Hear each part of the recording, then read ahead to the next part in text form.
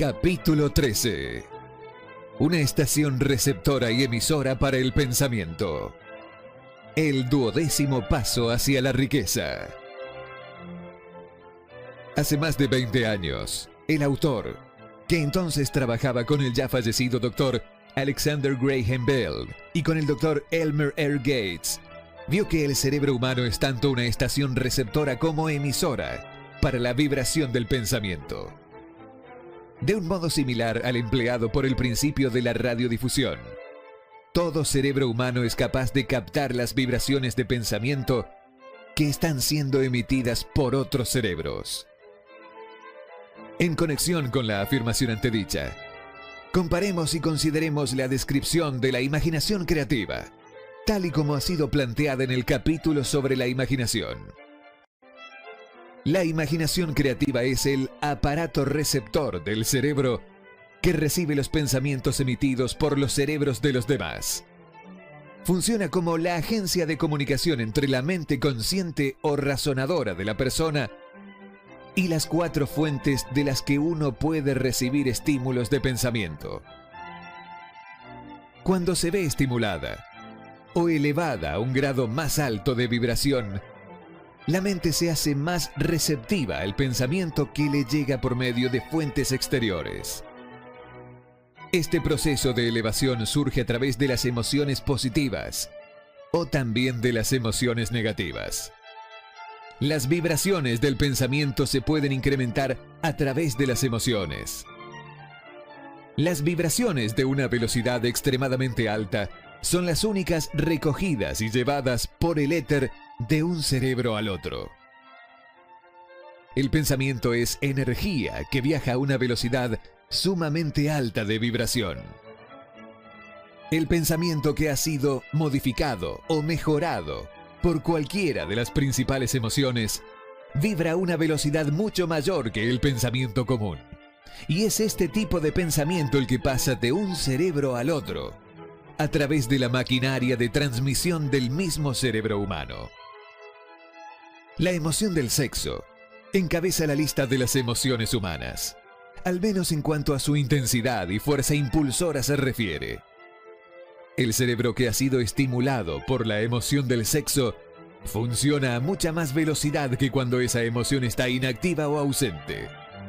El resultado de la canalización del sexo es el aumento del pensamiento hasta un nivel tan alto que la imaginación creativa es muy receptiva a las ideas.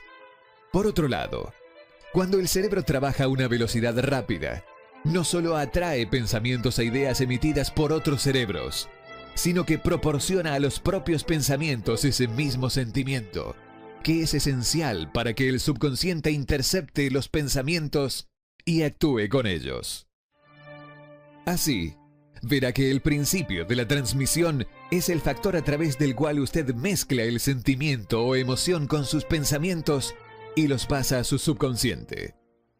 El subconsciente es la estación emisora del cerebro a través del cual se emiten vibraciones de pensamiento. La imaginación creativa es el aparato receptor por medio del cual se interceptan las energías del pensamiento.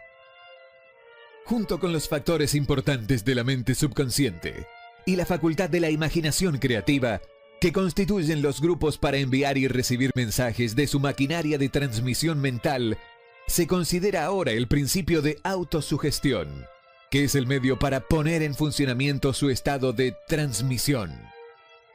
Las instrucciones descritas en el capítulo sobre la autosugestión le han informado con claridad del método para convertir el deseo en su equivalente monetario.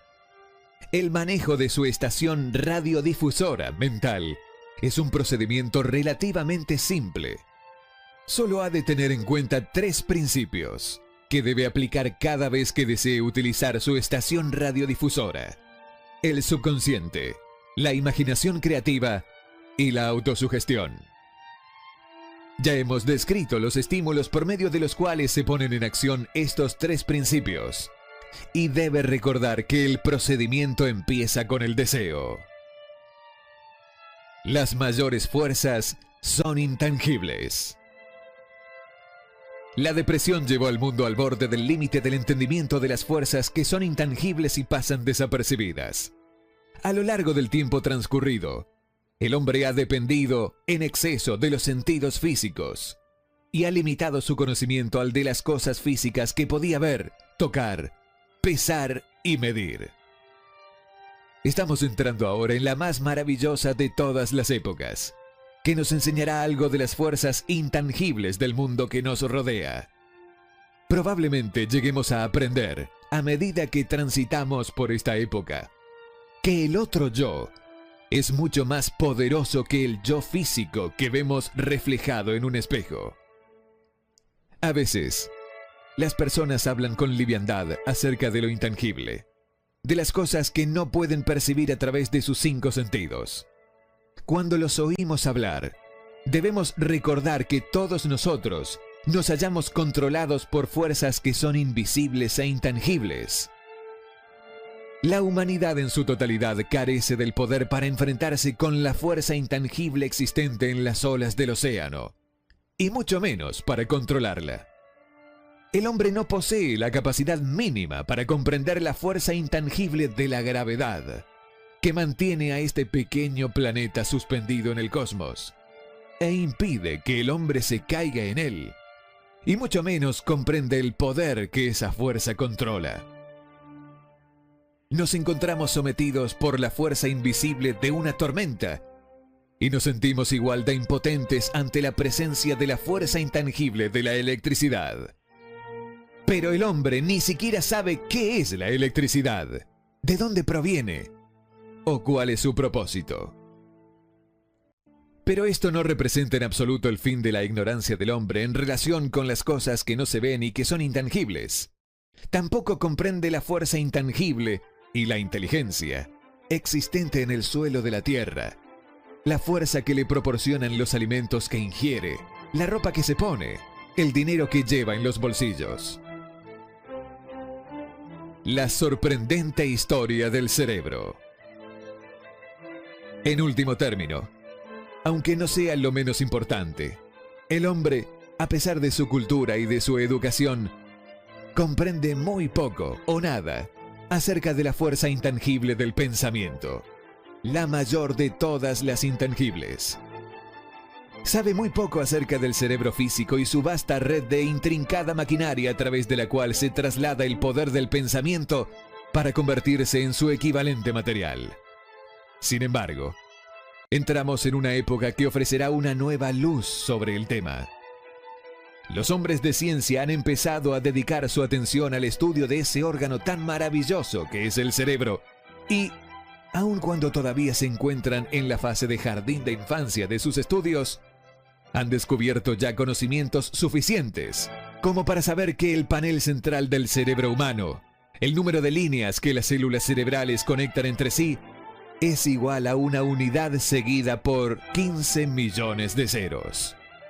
La cifra es tan enorme, dijo el Dr. C. Judson Herrick de la Universidad de Chicago, que las cifras astronómicas que hablan de cientos de millones de años luz se convierten, por comparación, en insignificantes.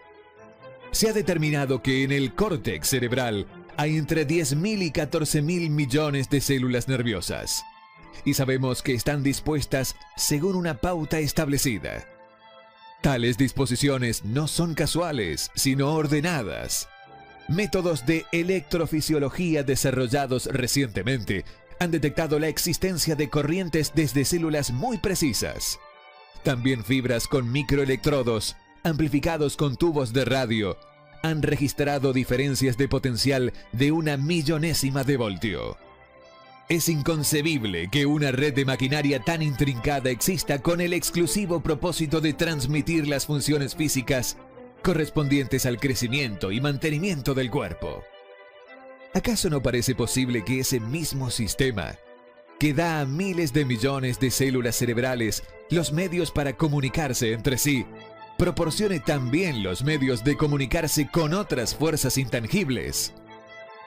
El New York Times publicó una editorial explicando que una gran universidad y un investigador inteligente en el campo de los fenómenos mentales están llevando a cabo una investigación organizada a través de la cual se ha llegado a conclusiones descritas en este capítulo y en el siguiente. El editorial hace un breve análisis del trabajo llevado a cabo por el Dr. Ryan y su equipo de asistentes de la Universidad Duke. ¿Qué es la telepatía? Hace un mes, en estas páginas citamos algunos de los notables resultados alcanzados por el profesor Ryan y su equipo en la Universidad Duke, a partir de más de 100.000 pruebas realizadas para determinar la existencia de la telepatía y de la clarividencia.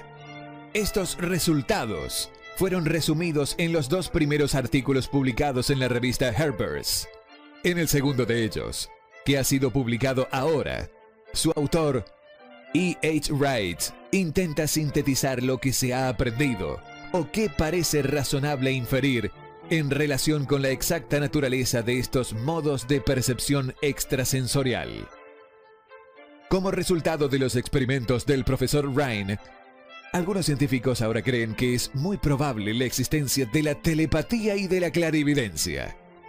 A varios perceptores se les pidió que citaran tantas cartas de un mazo como pudieran, sin mirarlas y sin tener acceso sensorial alguno a ellas. Se descubrió a un puñado de hombres y mujeres capaces de reconocer con regularidad y corrección tantas cartas que no había una sola posibilidad entre 1.000.000 de millones de que hubiera ocurrido así por casualidad. Pero, ¿cómo lo hicieron? Estos poderes, en el supuesto de que sean reales, no parecen ser sensoriales. No se conoce la existencia de ningún órgano que lo justifique.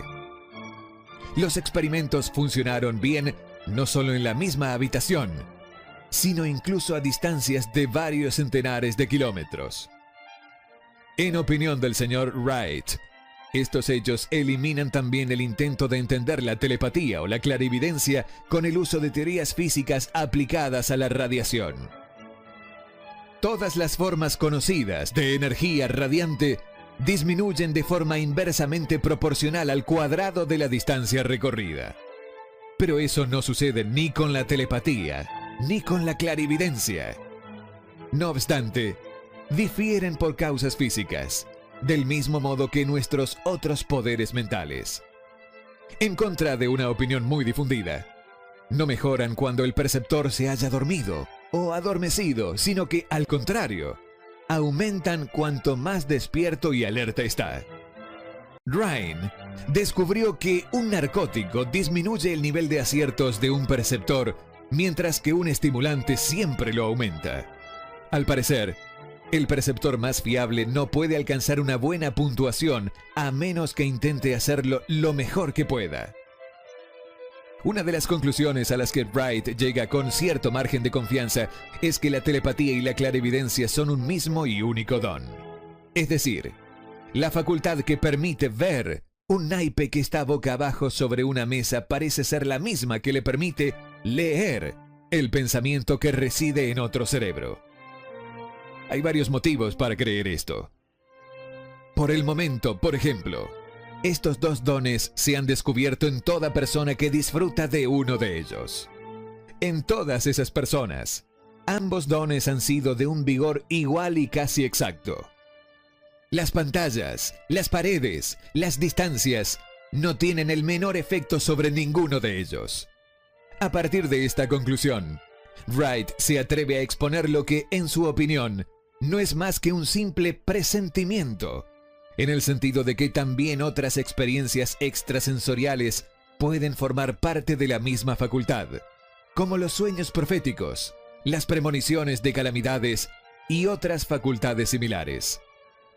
Al lector no se le pide que acepte ninguna de estas conclusiones, a menos que le parezca necesario hacerlo.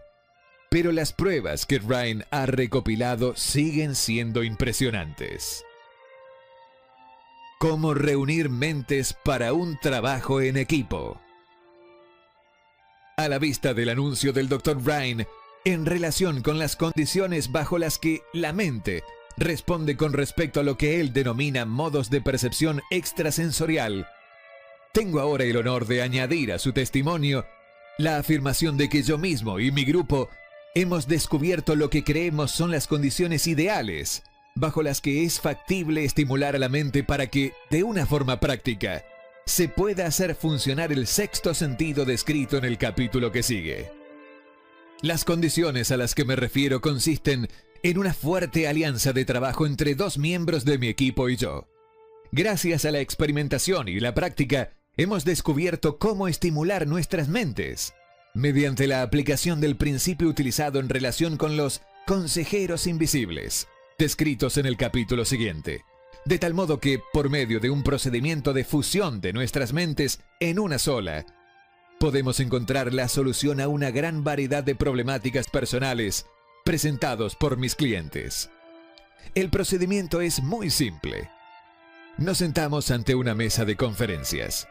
Exponemos con claridad la naturaleza del problema que hemos de considerar y a continuación empezamos a hablar de él.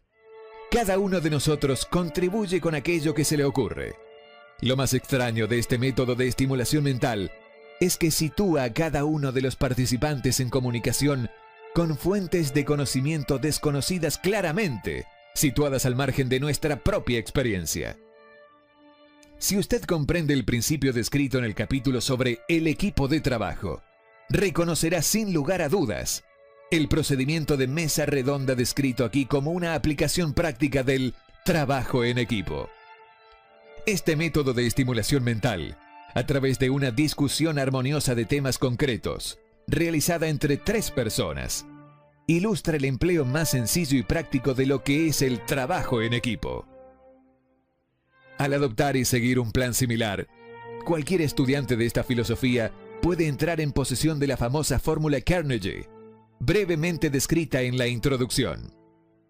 Si eso no significó nada para usted en el momento de leerla, marque esta página para continuar luego la lectura y vuelva a leer la introducción en cuanto haya terminado este capítulo. La depresión fue una bendición camuflada.